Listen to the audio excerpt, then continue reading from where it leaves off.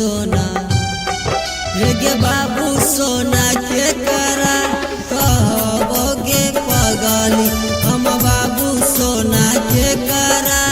कहबोगे पगली गे तोरा बिना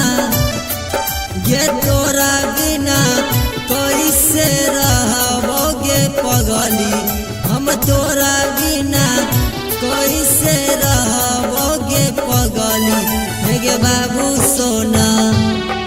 हे गे बाबू सोना के करा कहबोगे पगली हम बाबू सोना के करा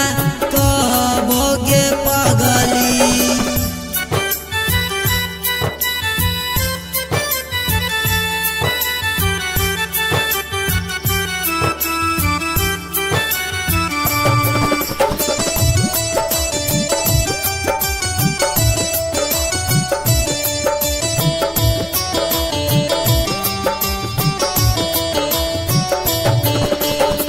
तोरे कारण जान भलियो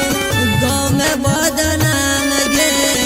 छोरी के दुनिया चली जेबो शमशान गे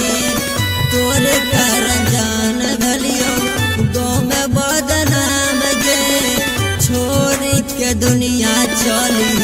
जेबो शमशान गे कि ससुरा से बहिना हे गे पगली तू ससुरा से बहिना हे गे पगली हे गे बाबू सोना के करा कहबोगे पगली हम बाबू सोना के करा कहबोगे पगली।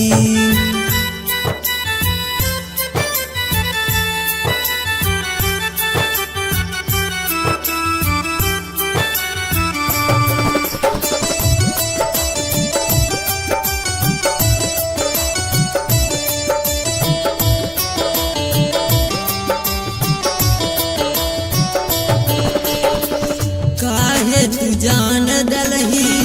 जीवन के जखाम गे जियते जिले ललही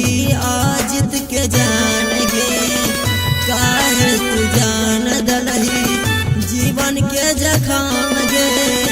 जियते तू ललही आजित के जान गे कि तोरा बिना मरी गलियो भगली हम तोरा बिना मरी गलियो भगली गे बाबू सोना के